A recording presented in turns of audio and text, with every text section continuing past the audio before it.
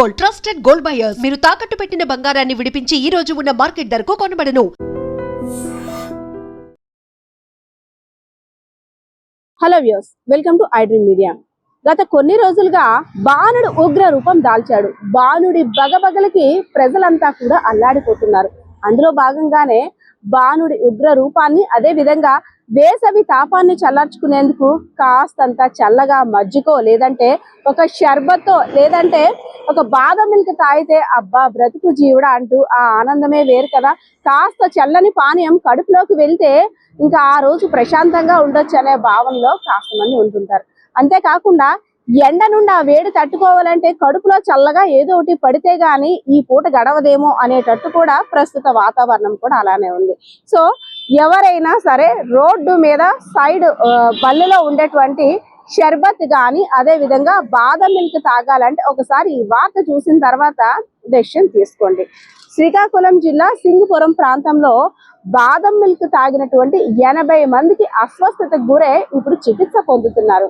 Recent గా కొండమ్మ తల్లి ఉత్సవాలకి హాజరైనటువంటి భక్తులందరూ కూడా ఒక బాదం మిల్క్ షాప్ దగ్గర 80 మంది, ఒకరు కాదు ఇద్దరు కాదు 80 మంది బాదం మిల్క్ సేవించిన వారందరికీ కూడా వాంతులు, విరోచనాలతో ఒక ఇబ్బందికర ఆరోగ్య పరిస్థితి అయితే మాత్రం ఏర్పడింది.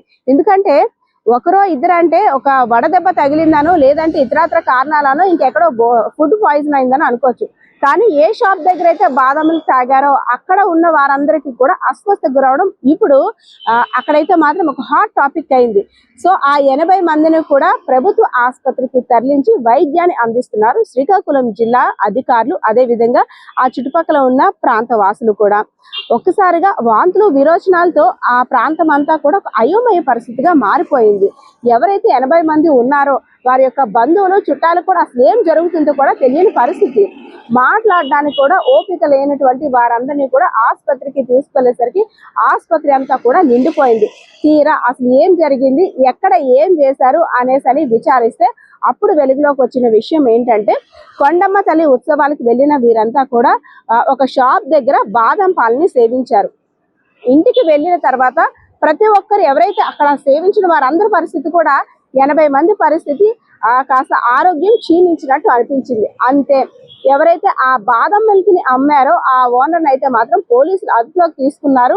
అసలు ఆ క్వాలిటీ అనేది ఏ విధంగా ఉంది, ఎందుకు అంటే ఇంత పరిస్థితి చేయి దాటడానికి గల కారణం కూడా ఏంటి, అనేక కోణాల్లో కూడా పోలీసులు విచారిస్తున్నారు. సో ఒక్కసారి మనం చూడొచ్చు, బాదం మిల్క్లు, అదే విధంగా షర్బత్లు, చల్లని పానీయాలని టేస్ట్ చేయాలని ప్రతి ఒక్కరికి కూడా ఉంటుంది. కానీ కోరి ఆరోగ్యాన్ని పాడు చేసుకోవడం మంచిది కాదు. మన ఇంట్లో చేసిన ఆహారమే మనకి మహాభాగ్యం అని కూడా వైద్యులు సూచిస్తున్నారు. అయినప్పటికీ కూడా కాస్త చల్లదనం కోసం, కాస్త టేస్ట్ కోసం, కాస్త వేసవి తాపాన్ని భరించలేక ఓ చల్లని పానీయాన్ని తాగాలి అనుకునే వారంతా కూడా కంపల్సరిగా ఇలాంటివి చూడాలి అని అయితే మాత్రం అధికారులు, అదే విధంగా ఆరోగ్య శాఖకు సంబంధించిన సిబ్బంది కూడా తెలుపుతున్న పరిస్థితి ఉంది. సో బయట ఇలాంటి పానీయాలు సేవించడం అంత మంచిది కాదు హెల్త్ అని కూడా చెప్తున్న పరిస్థితి కనిపిస్తా ఉంది. కెమెరా పర్సన్ బాలకృష్ణ తో పద్మ, ఐడ్రీమ్ మీడియా.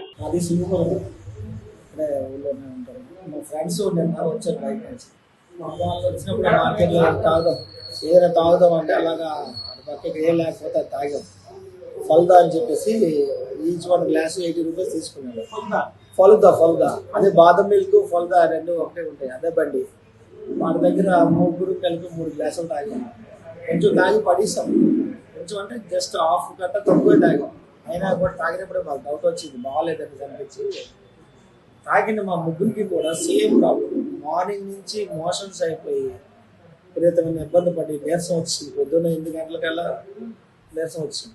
తర్వాత 8 తర్వాత నుంచి కూడా ఫుడ్ కానీ ఏం తినబుద్ధి లేదు, వామిటింగ్ సెన్స్, ఫీవర్, విపరీతమైన చలిజ్వరం వచ్చింది. ముగ్గురు అలాగే సఫర్ అవుతారు, ముగ్గురు కూడా అదే ప్రాబ్లం.